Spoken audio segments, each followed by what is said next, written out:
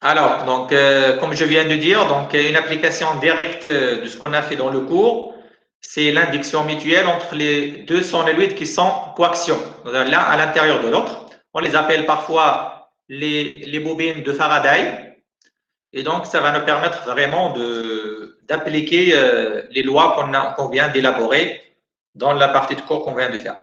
Alors, on vous dit là que vous avez un solénoïde S1. Donc, S1, c'est le solénoïde à l'intérieur, de longueur L1, de rayon R1, et possédant une inspire parcourue par un courant I1. Donc là, celui-là, il est parcouru par un courant que je vais appeler I1, dans le sens indiqué sur la figure. Et bien sûr, il possède un inspire. Et puis, vous avez un deuxième, bien sûr, ce premier solénoïde, il est à l'intérieur d'un deuxième solénoïde de rayon R2 supérieur à R1 et de longueur. Là, je dis que L2, il est inférieur à L1, mais ce n'est pas une condition. Moi, je pense que je vais travailler avec L2 est égal à L1. OK? Je vais essayer de travailler avec ça, c'est mieux. C'est plus simple de travailler dans ces conditions.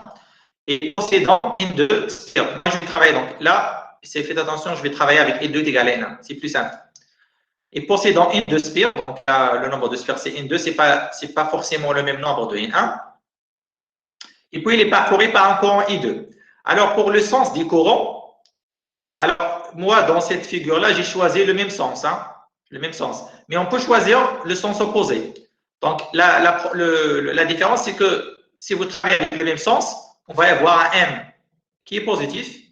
Et si vous travaillez avec des sens opposés, on va y avoir un M qui est négatif. OK? Après, je vais vous expliquer d'où vient le signe moins qu'on peut y avoir là. Alors, on va se placer, bien sûr, dans le cas des bobines, des solénoïdes très longs. Ça veut dire que les longueurs sont très longues par rapport au rayon. Et ça signifie que je vais prendre l'approximation des solénoïdes infinis. OK? Donc, je vais considérer que le champ créé par ces solénoïdes, c'est le champ créé par un solénoïde infini. Alors, on vous demande, dans la première question, d'exprimer les flux propres phi1 et phi2 des solénoïdes et d'en déduire les coefficients d'auto-induction L1 et L2. OK? Alors, et dans la deuxième question, d'exprimer le flux phi1,2 créé par S1 à travers S2. On déduire, bien sûr, à partir de ça, le coefficient d'auto-d'induction mutuelle M. Donc, on ne vous demande pas de chiffrer de 1. Pourquoi? Parce que le M, on peut le trouver soit de l'un, soit à partir de l'un, soit à partir de l'autre. OK? Moi, j'ai choisi de travailler avec phi 1, 2 dans cette situation-là. Alors, après cette question facultative, peut-être que je vais revenir sur ça s'il restait du temps. Parce que là, on peut retrouver L1, L2, M, on peut les retrouver par une autre méthode. Mais s'il restait du temps, je peux revenir sur ça. Sinon, je vais traiter ça dans l'exercice 3 de la prochaine fois. Et après, je vais essayer de faire quelques. Donc, d'y aller chercher l'équivalence électrique de tout ça et d'exprimer le rapport des tensions. Alors, on va commencer le travail. Donc, on va commencer par la question 0. Question 0 d'abord. Les champs B1 et B2. Okay, il faut d'abord exprimer les champs parce que j'aurai besoin de ça. Alors, vous avez un solénoïde infini, donc B1, ça va être quoi? B1, il va s'écrire sous forme de B de R EZ, avec Z, c'est l'axe de solénoïde. OK? Voilà le solénoïde. Voilà l'axe EZ, si vous voulez. Donc, voilà le rayon R1. OK? Et la longueur, là, c'est L1. Et puis, le nombre de spires là, c'est N1. Et puis, il est parcouru par un courant dans ce sens, I1. En utilisant bien sûr la règle de tire-bouchon, si vous voulez, vous pouvez rapidement voir que le champ, il est dans le sens positif de EZ, B1. Et pour l'expression, ça vous le connaissez déjà, B de R, c'est quoi? Avec B de R, On a montré ça déjà avec le théorème d'Ampère. Et il est nul à l'extérieur, c'est-à-dire lorsque R est supérieur à R1 et est égal à mu0 petit n1 I1 lorsque vous êtes à l'intérieur. OK? Avec quoi le petit n1, c'est quoi? Le n1, c'est n1 sur L1. OK? C'est le nombre de spires par unité de longueur. OK? Celui-là, l'unité de celui-là, c'est les spires par unité de longueur, par mètre par exemple, ou bien par centimètre. OK? Alors, de même pour B2. Alors, pour B2,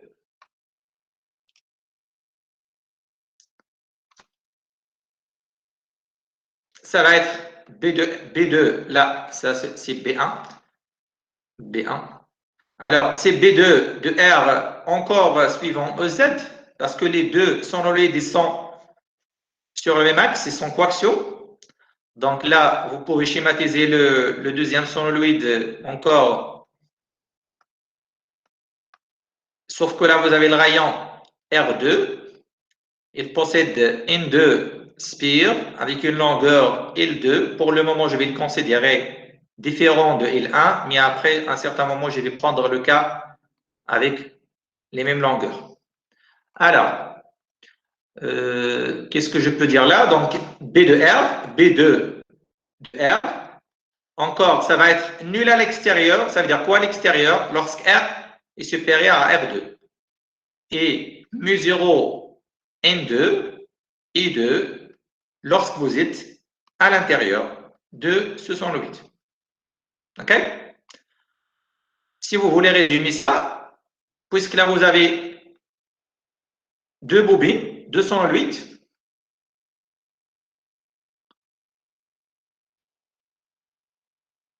on peut dire que dans cet espace-là, vous avez B1 plus B2. Dans cet espace, vous avez juste B2. Encore là, juste B2. Parce que quand vous sortez ces deux premiers sonoïdes, B1, c'est déjà nul. Et là, vous avez des zéros. OK? Vous avez des zéros.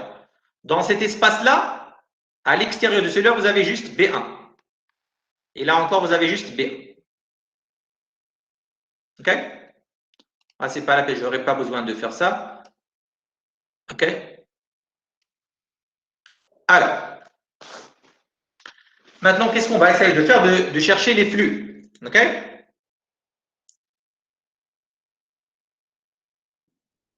Alors, on va commencer par donc, la première question. Qu'est-ce qu'il vous dit? La première question, fait 1,1 et fait 1,2. 2,2, pardon. C'est-à-dire les flux propres.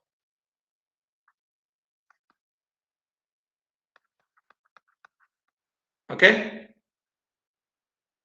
Les flux propres. Alors, je vais commencer par fait 1. Alors, là encore, j'ai oublié de symboliser le champ pour 2. Ça va être encore dans le même sens. Il est dans ce sens. B2. OK? Alors, donc, phi 1, par définition, c'est le flux créé par B1 à travers la surface de premier sonoïde. Donc, je vais intégrer sur le sonoïde 1. IS1, c'est le sonoïde, c'est pas la spire, hein, c'est le sonoïde. Donc, est égal à quoi? Est égal à l'intégrale. Donc, essayez de faire attention là, sur le premier. Donc, je vais prendre une surface là. Voilà une surface sur laquelle DS, elle est comme ça. Voilà DS1. Donc, il est dans le même sens que B1. Je vais le choisir dans le même sens que B1. OK? On doit le choisir dans le même sens que B1 parce que le coefficient d'auto-induction doit être positif. Donc, voilà. Et donc, je vais intégrer sur cette surface-là. Celle-là, je vais l'appeler si vous voulez. Donc, parce que j'ai utilisé S1 pour le sonoïde. En tout cas, je vais l'appeler la surface de spire. OK? Alors, ça va donner, donc puisque vous avez un sonoïde, ça va donner quoi? Ça va donner une fois, N1 fois l'intégrale de B1, ds1 fois sur la surface d'une spire. OK? In1, là, c'est parce que vous avez In1 sphere. Donc, celui-là, vous le connaissez déjà. Donc, quand est-ce que celui-là, il n'est pas nul? C'est lorsque vous êtes à l'intérieur de sonoïde. Donc, ça va être, je vais intégrer entre 0 et R1. C'est là où j'ai le champ non nul. Et bien sûr, je vais intégrer entre 0 de P. Et B1, c'est quoi? C'est mu0 N1 I1 fois l'élément de ds, c'est R, dr, dθ. Donc, R, dr, dθ. Donc, qu'est-ce que ça va donner? Donc, je vais avoir N1, mu0, petite N1, I1, et puis vous avez R, dr entre 0 et R1, intégrale 0 de P, dθ. Ça, c'est PR1 au carré. C'est tout simplement la surface de la spire. Donc, ça va donner quoi? Donc, celui-là, c'est, donc ça va donner, le N1, c'est N1 sur L1. Donc, ça va donner mu0, N1 carré sur L1. Donc, P, R1 au carré, tout ça, fois I1. Parce que normalement, vous devrez trouver quelque chose qui est proportionnel à I1. Déjà. Et donc, tout simplement, on vient de tout ça, donc est égal à L1 I1. On vient de trouver que ça, c'est, en effet, c'est le coefficient d'auto-induction L. Donc, en résumé, qu'est-ce que vous avez trouvé? En résumé, le flux Φ1 est égal à mu0 N1 au carré sur L1, PR1 au carré, fois I1, pardon, est égal à L1 I1 avec L1, c'est mu0 N1 carré sur L1 PR1 carré. Voilà, on a répondu à la première partie de la question. C'est de trouver l'expression de flux et d'en déduire le coefficient d'auto-induction de la première spire, de la première bobine. Ça, c'est le coefficient d'auto-induction de sonoïde S1, de premier sonoïde. Donc, on va essayer de faire de même pour le deuxième. Donc, phi de 2. Donc, ça va donner quoi? Phi de 2, intégrale B2, ds2 sur le deuxième sonoïde. Et donc, tout simplement, ça va donner N2 fois le champ B2 fois la surface d'une spire sur S2. Donc, ça c'est quoi? C'est P R2 au carré. Directement, ce n'est pas la peine de refaire le calcul. Et vous trouvez que c'est mu0. Donc, celui-là, c'est quoi? Donc, ça va donner N1 au carré, N2 au carré sur L2. Je pense là, je vais avoir un PR2 au carré fois I2. Alors, juste, je vais vérifier quelque chose. Ouais, là, c'est I2. Oui, très bien. Alors, fois I2. Et bien sûr, ça, c'est égal à L2, I2. Et donc, voilà L2. Ça, c'est L2. OK? Donc, L2, c'est mu0, N2 au carré sur L2, P, R2 au carré. Ça, c'est l'auto-induction de sonoïde S2. Maintenant, passons à la deuxième question. La deuxième question, on va chercher Donc, le flux Phi1,2. Donc, on vous dit que Phi1,2, c'est quoi? C'est créé par qui? Dans qui? Donc, quoi? Donc, on vous dit que ça, c'est le flux créé par S1 à travers S2. OK? C'est créé par 1 dans 2. J'ai changé un peu juste les symboles, mais dans le cours, j'ai appelé ça phi de 1. OK?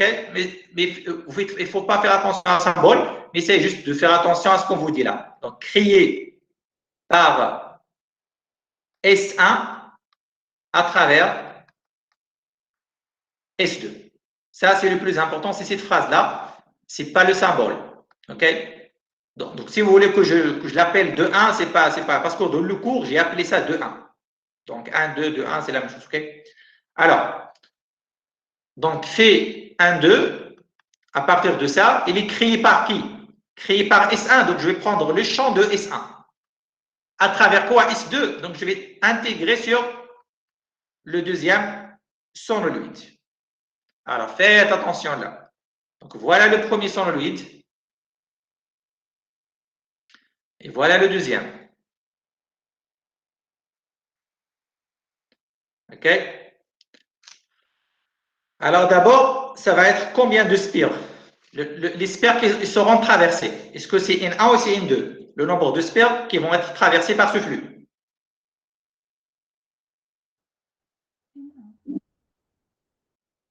Là, vous avez N2 spires et là, vous avez N1 spires. Maintenant, vous avez le flux créé par S1 à travers S2. Donc, est-ce que je vais prendre N2 et N1 pour le nombre de spires? N2. N2. Bien sûr. N2. Parce que c'est ces spires-là qui seront traversées. C'est ces spires-là. Il y a les spires qui sont. Je peux prendre une là. Voilà, en effet, on travaille sur ça. Donc, combien de spires vous avez là? N2 spires. OK? OK. Maintenant, je dois intégrer, donc, bien sûr, entre 0 de P, s'il pourrait y avoir le contour complet, et puis entre 0, et pour les rayons, je vais intégrer entre quoi et quoi? Entre 0, entre R0, R1 ou entre 0 et R2? 0 R2. 0 R2. Pourquoi? Pourquoi R2? Puisque la surface. On s'intéresse à N2 spire, n'est-ce pas? Et à travers la surface R2. Alors là, vous calculez le flux. Et les flux, c'est la signification de flux, c'est quoi? En effet, le flux, c'est quoi? Le flux, c'est les lignes de champ. Est-ce que je vais avoir, est-ce que B1, est-ce que le champ B1 va créer des lignes à ce niveau-là? Là. Les lignes de champ vont être créées à quel niveau?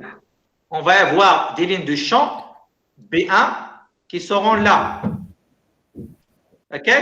Ça veut dire, là, okay, oui, je peux, en effet, je dois faire là, c'est R2, OK?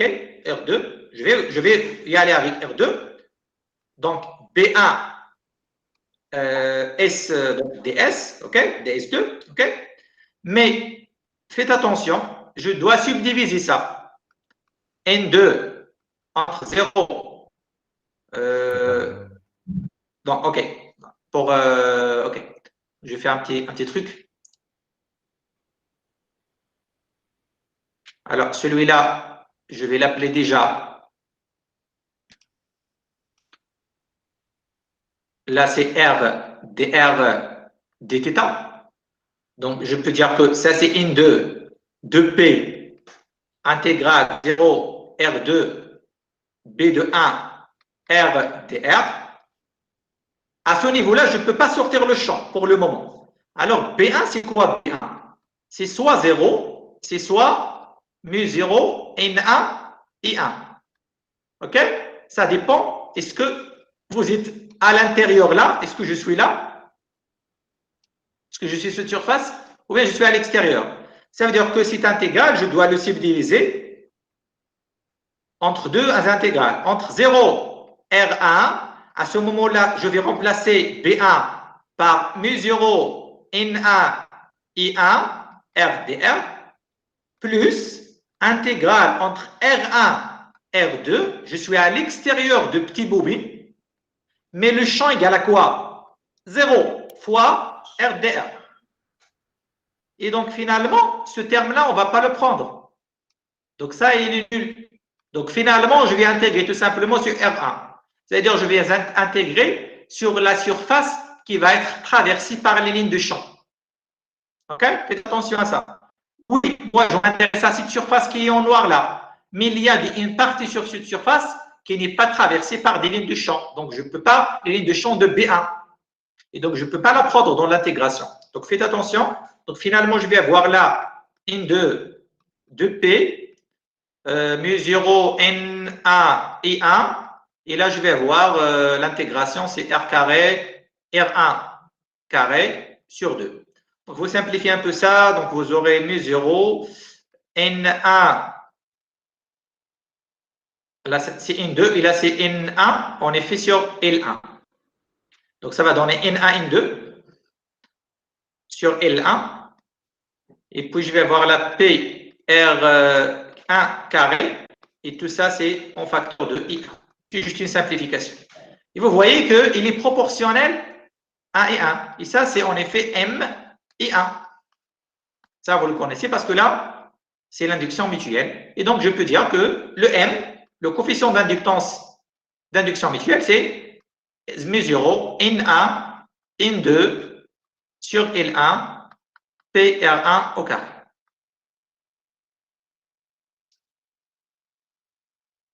Alors, voilà le coefficient. Professeur, oui. La surface délimitée par R1 et R2. Maintenant, le champ, là, vous avez pris que c'est égal à 0. Le champ B1. Donc, je n'ai pas bien compris. Alors, faites attention. Là, c'est quel champ, avec quel champ je travaille là? C'est B1. Avec B1. B1. Le B1 est écrit par qui? Par le solenoïde de rayon R1 ou de rayon R2? De rayon R1. De rayon 1. Alors, ce champ, il est non nul à quelle région? C'est à l'intérieur de son solenoïde. Oui. Le champ B1. Parce que ça, c'est un solenoïde infini. Le champ créé par un solenoïde, c'est toujours nul à l'extérieur. Oui ou non? Oui, oui, c'est nul. Ça veut dire que dans cette région-là, est-ce que B1 est égal, il est nul ou non nul dans cette région? Nul. B1 nul. Il est nul. Et donc, oui. même si vous intégrez sur la surface S2, mais là, il n'y a rien, il n'y a pas de champ. Donc, finalement, pratiquement, j'intègre sur cette surface. Pratiquement, j'intègre sur ça. OK? C'est cela que j'ai subdivisé ça. J'ai dit, voilà, mon intégrale, oui. Vous avez la surface intérieure là, c'est entre 0 et R1. Et puis, vous avez la surface qui était à l'extérieur, entre R1 et R2. Mais là, le champ, il est nul. Donc, c'est comme je ne vais pas la prendre. Oui, c'est clair. D'accord? OK. Ça, il faut voir, il ne faut pas voir juste la surface, mais il faut voir encore là où vous avez le champ non nul. OK? Parce que finalement, le flux, c'est les lignes de champ. C'est une densité de lignes de champ. Alors, maintenant, on vient de trouver M, et je pense qu'on a terminé avec la question 2. Oui, on a terminé avec la question 2 déjà. Alors, la question 3 qui est facultative, je ne vais pas la traiter aujourd'hui parce que c'est juste une autre méthode pour retrouver L1 et L2 MM. Je peux, s'il en reste de temps, je peux refaire ça après. Okay? Et moi, je vais essayer de continuer l'exercice maintenant. Alors là, on vous dit, on définit un coefficient qu'on appelle le coefficient de couplage par M sur la racine carrée de L1 et L2. On va essayer de chercher l'expression de ce coefficient de couplage. Et après, je veux dire quelle est la signification physique de ce coefficient de couplage. Alors, dans 4 coefficients de couplage,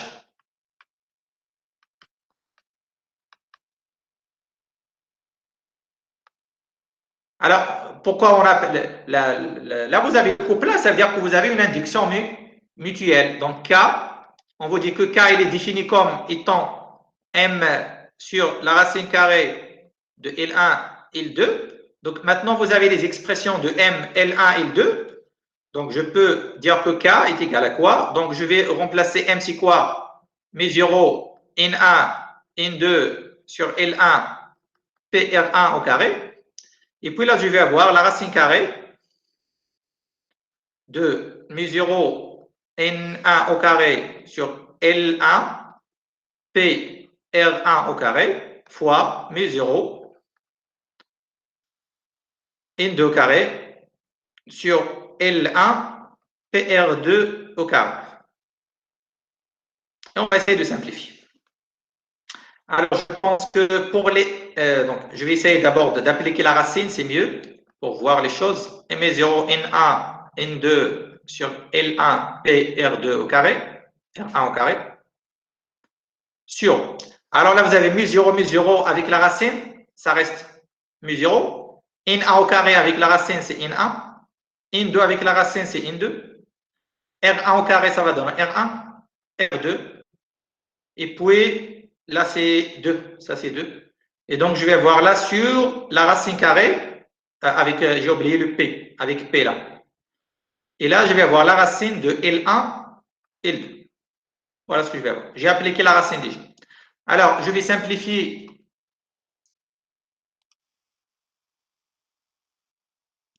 Donc, on va simplifier les mu. On va simplifier les N1, les N2, les P. Et puis, donc, je vais simplifier ce carré-là avec R1. Et puis, je vais avoir un L1 qui va se simplifier encore là. Donc, je vais avoir, c'est en effet, il reste là en haut, il vous reste un R1. Et en bas, vous avez R2. Et puis là, vous avez racine de L1, L2 sur L1. Et donc, ça va donner quoi finalement? Ça va donner K qui est égal R1 sur R2, racine de L2 sur L1.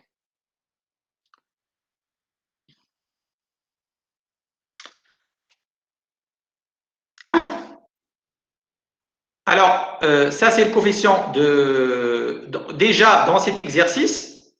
Or, donc déjà dans cet exercice, L2, il est inférieur à L1. Et R2, R1, il est inférieur à R2. Ce signifie que quoi? Que K, il est inférieur ou égal à, alors là, haut égal, est inférieur ou égal à 1. OK? Est inférieur ou égal à 1. Alors, quand est-ce que ce coefficient K est égal à 1? Si L2 est égal à L1 et R1 est égal à R2, à ce moment-là, je vais avoir un K qui est égal à 1. Alors, on dit dans cette situation que le couplage, on parle d'un couplage parfait. Essayez d'imaginer cette situation parce qu'à ce moment-là, je vais avoir quoi? Je vais avoir un solénoïde à l'intérieur d'un autre solénoïde de même longueur et de même rayon. Donc, je vais avoir cette situation-là, plus ou moins. C'est difficile, bien sûr, d'avoir le même rayon, mais plus ou moins. OK? On peut y avoir juste là, R1 doit être légèrement inférieur à R2 pour que je puisse les intégrer là à l'intérieur de l'autre. Alors, à ce niveau-là, dans ces situations, on parle d'un couplage parfait, ça veut dire quoi? Ça veut dire qu'on va avoir, donc je vais vous donner ça après en fonction de tension, parce qu'on va y avoir un phénomène d'induction et on va voir que finalement, dans ces situations, on va y avoir un transfert total d'énergie. C'est comme le couplage parfait, c'est comme vous parlez d'un transfert total d'énergie entre le premier solénoïde et le deuxième solénoïde. C'est ça le couplage en épée qu'on dit un couplage parfait, c'est un transfert parfait d'énergie. Là, vous avez un transfert d'énergie par couplage, par induction mutuelle. Après, je vais vous faire cette étude énergétique la prochaine fois dans un exercice et je vais vous montrer que dans ces situations, le transfert il est parfait et on parle d'un couplage parfait. Vous avez un transfert d'énergie d'un circuit à un autre sans y avoir une connexion directe. C'est-à-dire, l'énergie va passer d'un circuit à un autre sans y avoir une connexion avec des fils électriques. OK? Il n'y a pas de connexion électrique entre les deux, mais la connexion, elle est magnétique. Alors, la dernière question pour terminer avec cet exercice. On va essayer maintenant de chercher le rapport des tensions U2 sur U1. Pour faire ça, je vais essayer pour simplifier la vie pour vous, de symboliser d'abord le circuit que vous avez là. Alors, ce circuit, je peux le symboliser. Je suis toujours dans le cas L1 est égal à L2, R1 est égal à R2, donc est égal à R et ça est égal à L, pour simplifier la vie après. Alors, je peux symboliser par un circuit électrique. C'est comme vous avez une bobine de ce côté-là, avec une autre. Bien sûr, là, physiquement, là, il est à l'intérieur de l'autre. Donc, vous avez entre les deux un couplage mutuel M. Celui-là, il est caractérisé par L2. Celui-là, il est caractérisé par L1, les coefficients d'auto-induction.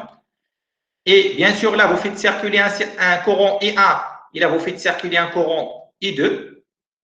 Donc, vous voyez que j'ai choisi le même sens là, le même sens. Donc, là, il va y apparaître, là, vous avez une tension U1 qui apparaît au bord de la bobine. C'est le générateur normalement qui applique la tension. Et là, vous avez la tension U2. OK? Alors, on s'intéresse à quoi? À la relation entre U2 et U1. C'est-à-dire, je vais chercher le rapport U2 sur U1. Voilà ce que je vais chercher. Pour les chercher, il faut les exprimer d'abord. Donc, il faut exprimer U1, il faut exprimer U2. Alors, comme je viens de dire avant dans le coup, or, dans cette situation, puisque là, vous faites parcourir un courant dans une bobine, Faraday, il vous dit, on va avoir l'apparition d'une force électromotrice E1. Et là, je vais avoir l'apparition d'une force électromotrice E2. Dans ce sens, hein, faites attention. Parce que si une force électromotrice doit être dans le même sens que le courant. La même chose que là. Alors, cette force électromotrice E1 de T, d'abord qui est égale à quoi? Est égale à moins U1 de T. Est égale à quoi? Est égale à moins d phi1 sur dt. Avec phi1, c'est le flux total dans la première bobine. Donc, est égal à moins d phi1 plus phi 1,2. Alors là, dans cet exercice, je l'ai appelé phi 2,1. J'ai inversé un peu juste le symbole, sauf que donc ça, c'est tout simplement le flux créé par le deuxième dans le premier. C'est-à-dire ça, c'est, en effet, c'est M I2. Et ça, c'est L1 et 1. OK? Donc, égal à quoi? Moins L1, D et 1. Ah, je préfère d'utiliser les petits i pour dire qu'il est variable. Hein, parce que le petit i, c'est dans l'origine variable. Moins Lm, pardon, DI2 sur dt. Alors, ça, c'est quoi? C'est moins U1 de t. Et bien sûr, je vais annuler les signes moins que vous avez là, comme ça. Et vous avez déjà l'expression de U1. De même, U2, donc U2 de T, dans le deuxième circuit, ça va être moins E2 de T. Et donc, ça va être plus D phi 2 sur dt. Et ça va donner quoi? D sur dt de flux phi 1,2 plus phi 2,2. Et donc, ça va donner L, pardon, je vais commencer par, OK, ça va donner L2 I2, plus M I1. Ça vient de celui-là. OK? Pardon, là, j'ai oublié la dérivée, D sur dt. Donc, U2 de T, ça va être L2 D et 1 sur dt. C'est mieux d'utiliser les petits i là, les petits i, plus M D et 1 sur dt. OK? Alors, je vais essayer maintenant de résumer ça. Donc, qu'est-ce que je vais avoir là? Donc, U1 de T, oui. Sur L2 fois DI2. Essayez de... Je n'entends pas très bien. Oui? Mademoiselle Aja? Mademoiselle qui est en train de poser une question. Oui. DI2 fois DI1. Alors, oui, vous parlez où? Sur U2, dans l'expression de U2? Oui, la dernière. Là? Oui, oui, oui, ça c'est I2, oui. Ça c'est I2, oui. I2. OK? Oui, I2, oui. Alors, donc pour U1, donc on a trouvé quoi? L1 DI1 sur DT plus M DI2 sur DT. Et là, je vais avoir L. Donc, je vais commencer par M. M DI1 sur DT plus L2 DI2 sur DT. OK? Alors, vous voyez déjà que je peux écrire ça sous forme matricielle. Donc, U1, U2, comme on a fait dans le cours, c'est L1, M, L2. Et là, vous avez les dérivés des courants. Donc, DI1 sur DT et DI2 sur DT. On n'a pas encore terminé. Je vais essayer maintenant de remplacer les coefficients que vous avez là. Or, je vais changer de page. Or, L1, c'était quoi L1? C'était mu0 NA au carré sur L, parce que moi, je suis dans le cas de L1 est égal à L2, P R au carré. OK? L2, c'est mu0 N2 au carré sur L, P, R au carré. Et M, c'est mu. Oui. R2, R1, n'est-ce pas? Le rayon R2, R1. Oui, oui, on a dit que je suis dans le cas R1 est égal à R2 est égal à R et L est égal à L1 est égal à L2. OK? Je me place dans le cas de couplage parfait. K est égal à 1. OK. OK? Alors, donc ça c'est N1, N2 sur L, PR au carré. Alors, vous pouvez voir qu'en effet, ça, il s'écrit sous forme de alpha N1 au carré, alpha N2 au carré, alpha N1, N2. Alpha, c'est les termes que vous avez partout. Donc, ça va tourner mu0, P, R carré sur L. Vous pouvez le voir, non? Est-ce que c'est clair? Oui. Alors maintenant, Oui, si je monsieur. reviens sur l'écriture matricielle, si je reviens sur cette écriture matricielle-là, alors l'écriture matricielle-là, maintenant, je peux dire que ça, c'est alpha, je vais le faire sortir à l'extérieur, et là, je vais voir N1 au carré, là, c'est N2 au carré, là, c'est N1, N2, N1, N2, oui, N1, N2. Toujours la même chose là. OK? Alors, qu'est-ce que je peux faire de plus?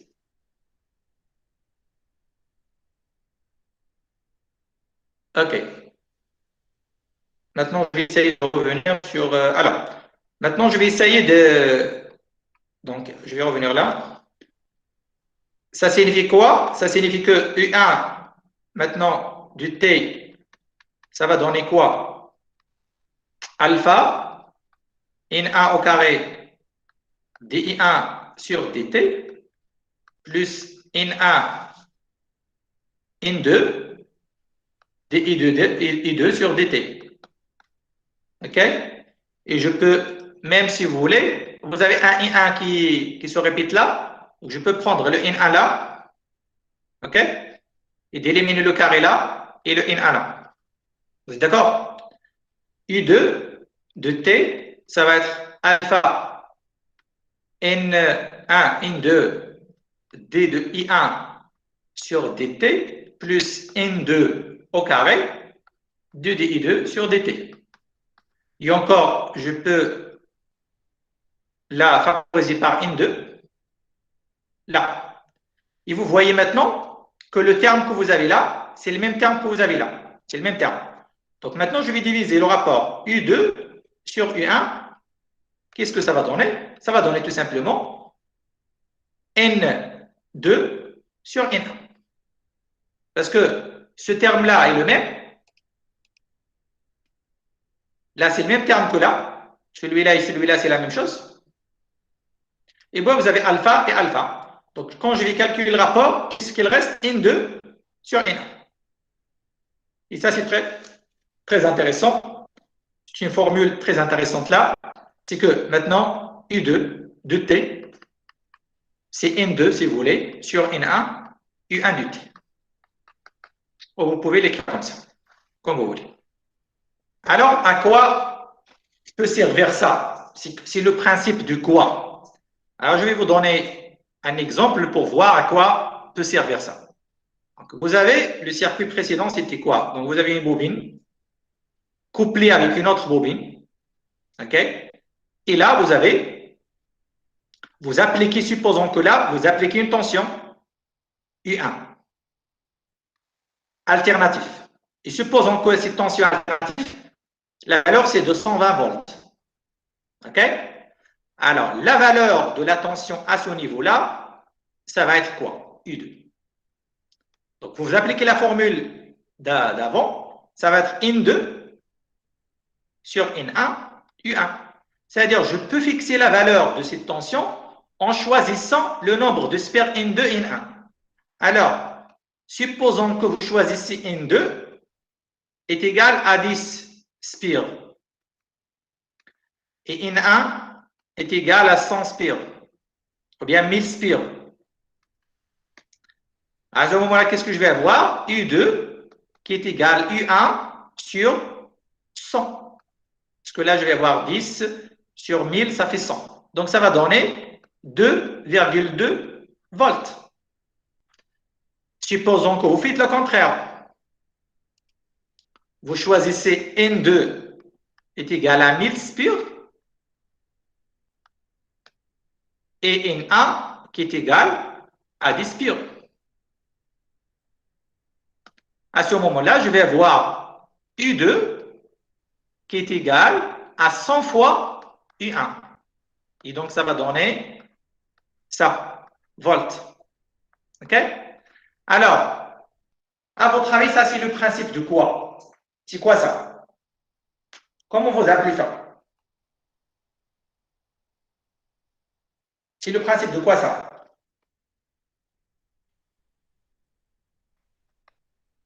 Oui? On appelle ça transformateur d'un transformateur de tension. D'un transformateur. Ça, c'est le transformateur. Alors, c'est un transformateur. Qu'est-ce qu'il permet de faire? Par exemple, là, vous avez une tension de 220 volts. Vous pouvez, en utilisant ce transformateur, d'avoir une tension plus bas de 2,2 par exemple. Comment est-ce que vous pouvez jouer sur cette valeur? En jouant sur le nombre de spires, de primaires. On appelle le primaire, c'est la bobine qui va être alimentée. On appelle ça le secondaire, c'est la bobine auquel on va produire une tension qui est différente de la première. OK? Et donc, un transformateur, ça permet soit de diminuer la tension, soit d'augmenter la tension. OK? De baisser la tension ou d'élever la tension. On appelle ça un élévateur de tension. Est-ce que c'est clair? C'est bon? Est-ce que ce principe est clair? Oui. Oui, monsieur. Alors, une méthode qui est simple pour produire, pour réaliser un transformateur, c'est tout simplement, vous pouvez prendre une tige de bois, par exemple, un stylo, c'est pas un stylo, et puis on va enrôler sur ce stylo, je peux enrôler là un fil électrique, ok? Et je peux enrôler un autre sur le même stylo, comme ça. Alors, vous allez monter ça avec une tension, par exemple, vous alimentez ça avec une tension alternative, j'en sais pas, disons de 100 volts, et vous récupérez là une tension de une certaine valeur U2 qui est égale N2 sur N1 fois U1. Par exemple, si vous choisissez N1, par exemple, est égal, j'en sais pas, 10 enroulements, et N2 est égal, j'en sais pas, 5 enroulements, à ce moment-là, vous divisez la tension sur 2. Donc, vous récupérez 5 volts. Là, vous aurez 50 volts. Donc, ça, c'est un montage que vous pouvez faire vous-même. Vous pouvez le tester vous-même. OK? Juste avec un fil électrique. OK? Alors, faites attention. Qu'est-ce que je veux les signaler là? Alors, supposons, vous voulez réaliser un transformateur de 120 volts, 12 volts. Qu'est-ce que je peux faire? Alors, qu'est-ce que vous avez là? Vous avez U1, U2 sur U1 est égal à 12 volts sur 220 volts. Est égal à combien ça? Plus ou moins.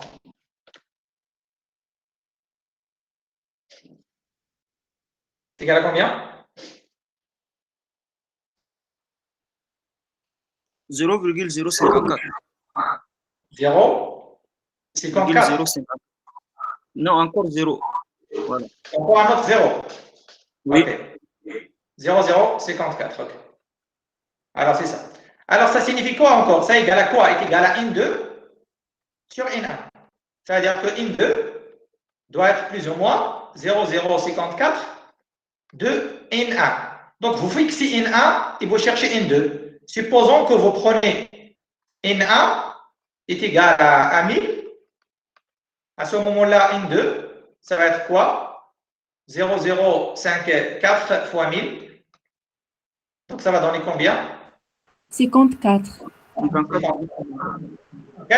Ça veut dire qu'à ce moment-là, pour réaliser ce transformateur, je peux prendre mon stylo sur lequel je vais enrôler un primaire de 1000 spires. Et sur ce primaire, je vais ajouter un secondaire de 54 spires. Et je peux récupérer là 12 volts si vous avez monté celui-là avec 200 volts de secteur. OK? Mais faites attention à tout ça. Est-ce que c'est possible avec le courant continu, avec les courants variables ou avec tous les courants?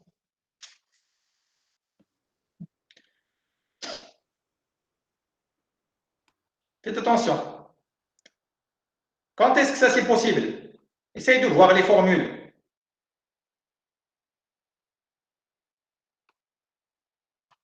Quand est-ce que c'est possible ça? Juste les courants variables. C'est C'est lorsque vous avez des tensions, vous avez des courants variables. C'est lorsque vous allez faire des courants variables. Pourquoi? Parce que sinon, les dérivés que vous avez là seront nuls. Et si ces dérivés seront nuls, les tensions que vous avez là, ça va être nul. Faites attention. OK? Alors, faites attention parce que dans le cas d'un transformateur, vous envoyez un courant là, I1. Mais là, vous n'envoyez rien. C'est-à-dire là, je ne vais pas envoyer un courant. OK? Parce que moi, je vais alimenter celui-là, pas celui-là. OK? Et donc, faites attention.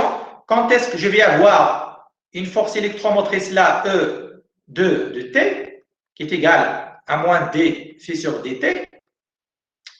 Donc 2, ça va être tout simplement moins D phi de 1 sur dt. Ou la 1, 2, pardon. 1, 2. OK? Donc c'est juste là, c'est le courant qui vient de là. Parce que là, celle-là, je ne vais pas l'exciter. Il n'y a pas de flux propre pour celle-là. C'est là, là, vous avez juste le flux propre et là, vous avez juste le flux d'induction. Donc faites attention, ça il est proportionnel à DI1 sur dt. Et si I1 est constante, ça est égal à 0. Donc, faites attention, il faut que le courant I1 soit variable. Sinon, on ne va rien y avoir aux bornes de cette bobine-là. OK? Faites attention à ça. D'abord, il est clair là. Il est clair que là, les tensions ne peuvent y avoir lieu que si vous avez des courants qui sont variables. OK? Bien sûr, ça c'est le cas idéal parce que dans le cas réel, il faut toujours modéliser la bobine par une résistance et une bobine. OK? Dans le cas réel, il faut avoir là un petit R1, R2, ça c'est L1, L2, et vous avez une induction multipliée entre les deux, M. OK? Ça veut dire que les tensions que vous avez là, I1 et là c'est U2. Alors faites attention, c'est la somme de la tension que vous avez là, plus cette force électromotrice. OK? Ça c'est la loi d'Ohm tout simplement, et là vous avez une force électromotrice. Donc il faut y avoir les résistances. Je n'ai pas pressé ce cas-là, mais c'est parce que je considère que les bobines avec lesquelles je travaille sont idéales. OK? Alors, je ne sais pas, est-ce qu'il reste encore de temps pour faire la question suivante, mais je pense que donc il y a une question à la facultative. Donc, je vais vous laisser la faire vous-même après, parce que après, je vais vous faire cette méthode. Donc, là, alors, pour cette question qui est facultative là, il est où? Là. Cette question facultative, je vais vous laisser le temps de réfléchir à ça. En tout cas, je vais revenir sur ça la prochaine fois quand je vais parler de l'énergie magnétique. Okay? Parce que je ne vais pas aborder ce sujet pour le moment parce que je n'ai pas encore défini l'énergie magnétique. Je n'ai pas donné la définition d'énergie magnétique. Alors, je pense que c'est tout pour l'exercice. On a terminé les questions. Et on va ouvrir une petite discussion si vous avez des questions à poser. Et en tout cas, je vais arrêter l'enregistrement.